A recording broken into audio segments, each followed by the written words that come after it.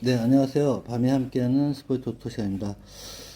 제가 오늘은 말씀드린 대로 태국에서 방송을 하고 있습니다. 그래서, 제가 노트북을 가져오지 않은 관계로, 휴대폰으로, 좀 약소하게나마 방송을 하겠습니다. 그러니까 이해를 해주시고요. 자, 오늘 좀 배경화면은 제가 어저께 태국에 도착해서, 사진을 찍은 배경화면으로 지금 화면을 시작하겠습니다. 그래서 자, 오늘도 4경기 말씀드리겠습니다. 첫 번째 경기 BNK 썸 대 하나원큐 경기 말씀드리겠습니다. 지금 BNK 썸 같은 경우는 8승 4패로 지금 2위를 달리고 있고, 지금 하나원큐 같은 경우는 1승 10패로 지금 6위를 달리고 있습니다. BNK 썸 같은 경우는 직전 경기에서 신한은행에게 덜미를 잡히면서 81대 67로 패배를 했는데, 결국은 김만별 선수가 나오지 않는 그런 상황이 BNK 썸이 어려운 그런 경기력으로 이어졌습니다. 그래서 신한은행에게 패배를 했는데, 자, 이번 경기 BNK 썸이 올 시즌에 연패가 없습니다. 그래서 이제 하나원큐 전에서는 더 상대적으로 강한 모습을 보였기 때문에 승리할 가능성이 높아 보이고요. 하나원큐 같은 경우는 직전에 우리은행에게 73대 61을 패했지만, 그래도 우리은행 상대로 상당히 좋은 모습을 보여줬던 기억이 있습니다. 자, 그래서 이번 경기 같은 경우는 하나원큐가 어느 정도 조금 우리은행 BNK 썸에게 좀 경기력을 유지한다면은 그래도 좀 좋은 승부가 되지 않겠나, 그렇게 보여집니다. 자, 그래서 승패가 지금 1.05이기 때문에 1.05에 대해서 제가 추천을 드리기는 어렵고요. 그래서 핸디 쪽에 마이너스 12.5가 지금 핸디입니다. 그래서 자, 마이너스 12.5면은 하나원큐가 한번 해보지 않을 만한 승부가 되지 않겠나 싶습니다. 그래서 이번 경기 134번 경기로, 그래서 핸디패 하나원큐의 핸디승, 그래서 134번 마이너스 핸패 말씀드리고요. 자, 언어보 같은 경우는 두 팀, 제가 이제 12월 초 같으면은 이 경기 140.5 같으면은 제가 오바를 추천드리겠는데, 최근의 흐름 자체가 두 팀이 득점력에서 약간 처지는 경향이 있습니다. 그래서 140.5, 제가 볼 때는 언더의 가능성이 많이 보이는 경기다. 자, 그래서 하나원큐 대 BNK 썸 같은 경우는 언더의 경기를 말씀드리도록 하겠습니다. 자, 이렇게 첫 번째 경기 BNK 썸 대 하나원큐 경기는 언더 말씀드렸습니다. 자, 이제 두 번째 경기 말씀드리겠습니다. 두 번째 경기는 OK금융 대 한국전력 경기를 말씀드리겠습니다. 두 번째 경기 OK금융 대 한국전력 경기는 제 OK금융이 직전 경기에서 우리카드전에서 3대1로 패배를 했고요. 또 그 전에 그 경기에서는 삼성화재에게 3대2 승리를 거뒀습니다. 그리고 한국전력 같은 경우는 직전에 대한항공에게 3대0으로 패배를 당했고, 그 전에 또 우리카드전에서도 3대1로 패배를 당하면서 두 경기 연속해서 지금 2연패를 당하는 그런 모습을 보여주고 있습니다. 지금 두 팀의 상대 전적을 보시면은 OK금융이 지금 2승 3패로 지금 한국전력에게 조금 처져 있는 그런 모습인데, 최근의 경기력만 봤을 때는, 제가 봤을 때는 OK금융이 좀 더 나아 보입니다. 제가 OK금융 경기를 예상하면서 항상 말씀드렸던 것이, OK금융에는 레오라는 확실한 주전 선수가 있고, 아포지 스트라이커를 보유하고 있는 OK금융그룹이기 때문에 지금 타이스에 그런 의존하는 한국전력보다는 좀 더 나아 보입니다. 한국전력 같은 경우는 타이스하고 서재덕, 박철호, 또 신영석, 이렇게 네 선수에 대한 의존도가 너무 크고, 특히 타이스에 대한 의존도가 크다 보니까 타이스가 부진한 경기를 할 때는 경기력 자체가 떨어지는 경향이 좀 많이 있습니다. 그래서 한국전력보다는 제가 볼 때는 OK 쪽에 좀 더 나은 점수를 주는 게 낫지 않나 싶습니다. 그래서 OK금융그룹 같은 경우 레오 선수, 또 조재성 선수가 조금만 더 받쳐준다면은 충분히 홈에서 승리할 수 있는 확률이 높아 보이고, 제가 볼 때도 3대0의 승리보다는 3대1 정도의 승리가 가능해 보이는 그런 경기를 할 수 있을 것 같습니다. 그래서 OK금융 대 한국전력 경기는 OK금융의 홈승 예상해 보고요. 지금 언더오버가 지금 138.5가 잡혔습니다.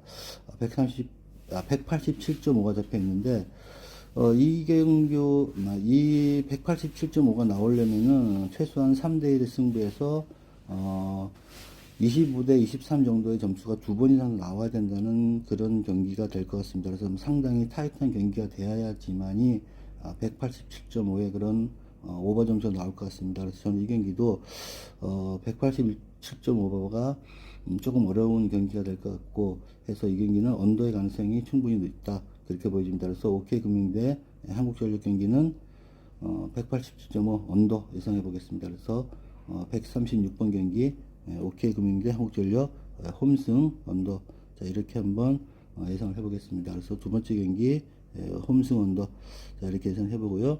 자, 글씨가 좀 작고 제가 오랜만에 지금 핸드폰으로 작업을 하다 보니까 약간 편집에도 어색한 면이 있을 수 있습니다. 그래서 좀 그 부분까지도 좀 양해를 좀 부탁드리겠습니다. 자, 다음 경기는 원주 DB 대 서울 SK 경기 말씀드리겠습니다.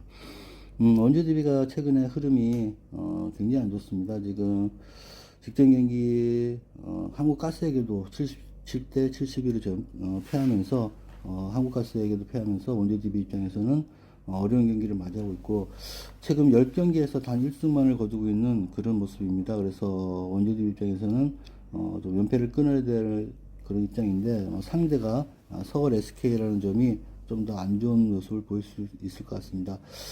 서울 SK 같은 경우 원정 경기에서 직전에 전주 KCC에게 지면서 1.36을 부러뜨렸는데 그만큼 서울 SK 경기력도 작년에 그런 챔피언다운 모습은 아니라고 보여지고요. 다만 이제 그래도 연패를 당하지 않는 그런 모습으로 조금은 좀 바뀌어지는 그런 경기력을 보여줄 것 같습니다. 자, 그래서 상대 전적에서 보시면은 지금 서울 SK가 1승 4패로 지금 상당히 앞서 있는 그런 모습이고요. 최근에 5경기에서 원주DB에게 한 번만 패하는 경기였고 그 패하는 경기가 원주DB 홈구장이라는 점에서는 조금 그래도 원주DB가 조금 한 번 정도는 승리할 수 있는 가능성도 있지 않겠나 그렇게 보여집니다. 하지만 제가 볼 때는 최근의 경기력 자체가 워낙 그 원주DB가 떨어지다 보니까 원주DB의 두경민 선수가 복귀를 했다 하더라도 3점 슛을 난사하는 모습도 보여주고 팀이 그렇게 보탬이 된다 그렇게 보여지진 않습니다.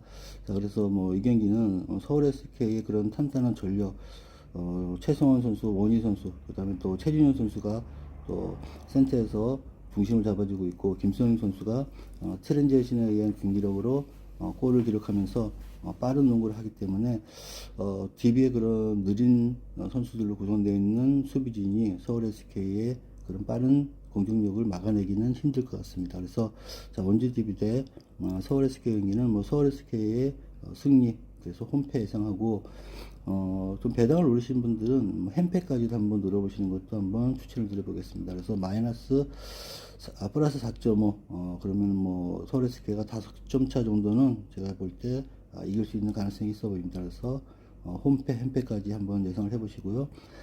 이 경기도 마찬가지입니다.